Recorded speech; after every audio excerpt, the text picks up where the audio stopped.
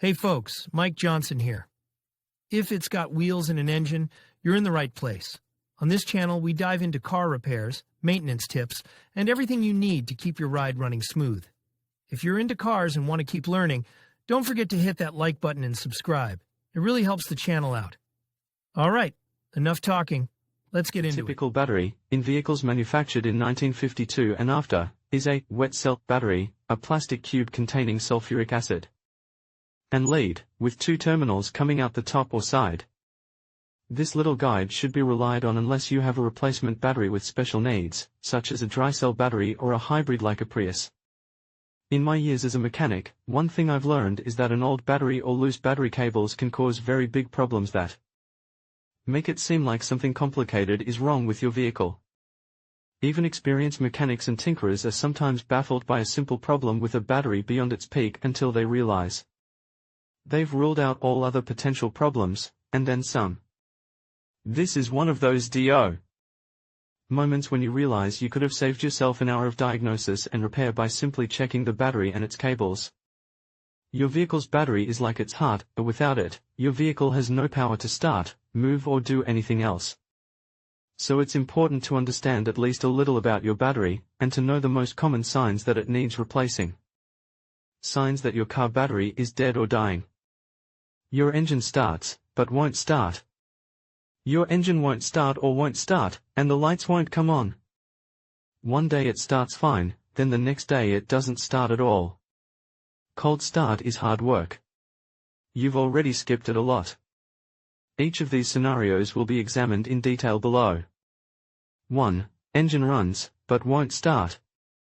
If your engine runs or turns over when you turn the key, but won't start, I say the most likely culprit is your battery. It could be your starter, it could be something else, but 94% of the time, it's really your battery, even if the car is running quite vigorously. Even if an ammeter, current meter, indicates that the battery is good, it may still be a few volts short of what your vehicle needs to run efficiently. When you find yourself with a car that won't start hard enough to get going, you'll want to use jumper cables or a starter box to get it working again. Once your car is running again, disconnect the cable, then leave your engine running for 30 minutes so that your alternator can recharge your battery. After this half hour, when you're stopped at home or in a safe place, carry out a short test. After switching off the engine, wait at least a minute, then restart it. Wait another minute and do it again once or twice to make sure you don't get stuck at the gas station or wherever you're going next. Note, at this stage, most batteries have charged from alternator operation and will run well for a day or two. Don't take this time for granted. Use it to track down a new battery and replace the old one before you get stuck in the middle of nowhere. 2. No crank, no start, no lights. This situation is simple enough to diagnose, and an even stronger indication that your battery is at fault. Your battery powers all your car's accessories and lights, especially when the alternator isn't working. So, if your car seems to be completely empty of any sign of life, your battery is the first thing you should look at. And be aware that in this situation, where your vehicle doesn't even have the juice to run the lights or turn the engine, it could also be a combination problem involving your alternator. If the car won't start but the headlights work, this may indicate a more interesting problem, perhaps the starter or a mechanical problem in the engine. 3. One day it starts well, the next day it doesn't. If starting is an intermittent problem for you, it's a sign that your battery terminals are loose, broken, corroded or calcified, or that you have a parasitic draw. Your power supply is being drained by a gizmo that's on when it's supposed to be off, or by a wire touching something it shouldn't. Check the battery cables first, as they are usually the main suspects and easier to check yourself. Make sure the cables fit firmly and securely over the battery terminals. There should be no play in them. You shouldn't be able to wiggle them even an inch when they're tight. Also make sure that the cables to the terminals are not frayed or collapsing. If they are, replace them as soon as possible. Interference from sources other than battery cables is quite common. Suspect parasitic pitting. If the car starts properly if you drive it several days in a row, but doesn't start if you let it sit for a day. To investigate parasitic pitting problems, consult your favorite mechanic or see the last section of this article and get ready to have some fun with an ammeter or voltmeter, as these are the tools you'll need to check your alternator, accessory lights, fuses, radio, alarm, and any other components that might be secretly draining your battery. 4. Cold starting is hard work. If you look at your battery, somewhere on it you should find a label indicating a number 4, cold cranking amps. These amps are responsible for giving your engine enough energy to start the first time of the day, usually referred to as cold cranking. So it's no surprise that an early sign that your battery is running down, a sign that most people miss, is that you regularly invest more energy in starting the vehicle. You know what I'm talking about. You get in your car, press the accelerator pedal, turn the key a few times, and all you get for the first few minutes is a lot of weak engine rotations. Once you've pretty much decided that the car is going to make you late for work, it suddenly starts up and idles. Now, what I mean by regularly is having to do it more than 3 times a week. That would be a sign that your battery is giving notice and getting ready to retire. But bear in mind that if it's really cold, it's quite normal for your vehicle to back up and start only with difficulty.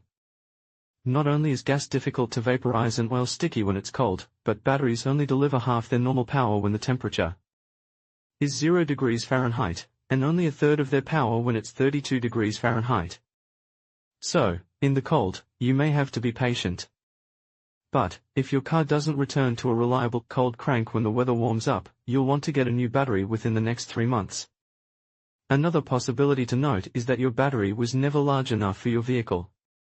Even a seasoned mechanic has obtained the wrong battery for a specific vehicle, causing a wild goose chase investigation of a mysterious starting problem.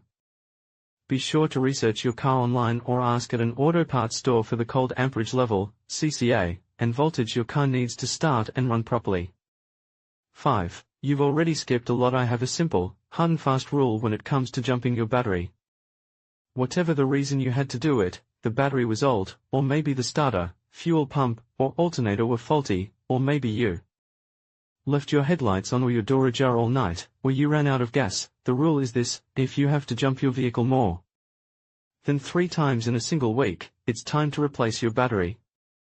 Even a fairly new battery can turn into a dud very quickly if it has been jumped more than 3 times in a week. Using a jump box or jumper cables is hard on your battery. They act by figuratively shocking it back to life. Now, you might think I'm crazy for replacing the battery after so many low jumps, but hear me out. One of the most common things I see happen with vehicle battery problems is that the driver or mechanic will assume that because the battery wasn't old, or wasn't the specific culprit of the battery draining, they don't need to spend the time or money to get a new one. Then, when they try this and that to diagnose the problem, they keep jumping the battery until, finally, the alternator and starter go bad, leaving you needing a new alternator, starter, and battery. Save yourself the headaches and simply replace the battery if you've had to jump it more than 3 times in a week. You won't regret it. In conclusion, knowing how to tell if your car battery is dead can save you time and frustration. By observing signs such as dim headlights, a slow engine crank, or the presence of corrosion, you can quickly assess the health of your battery. Regular maintenance and testing can also help prevent unexpected failures.